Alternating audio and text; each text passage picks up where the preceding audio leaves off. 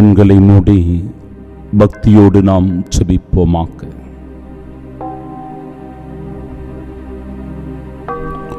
உணவு ஒவ்வொரு மனிதனின் அடிப்படை தேவை. உணவு இல்லாத இடத்தில் பசி, பட்டினி, பஞ்சம், வறுமை நீடிக்கிறது.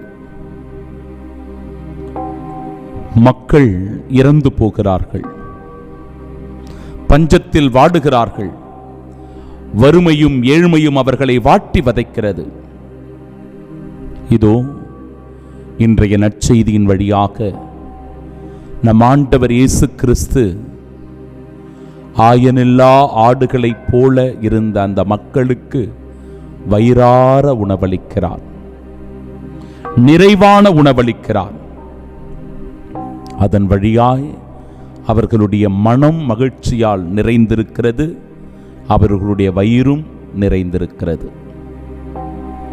என் அன்பு சகோதர சகோதரிகளே, நமக்கு அன்றாட உணவை தருகிற இறைவனுக்கு முழுமையான நன்றி சொல்வோம்.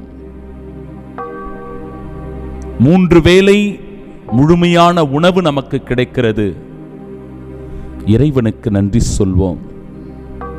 இந்த உலகத்திலே 3 வேளை உணவில்லாமல் எவ்வளவோ பேர் கஷ்டப்படுகிறார்கள், துயரத்தில் வாடுகிறார்கள், பசி பட்டினியை வறுமையினாலும் ஏழ்மையினாலும் தவிக்கிறார்கள். அப்படிப்பட்ட மக்களுக்காகவும் இந்த நாளில் சிறப்பாக வேண்டிக் கொள்வோம். ஆமீன்.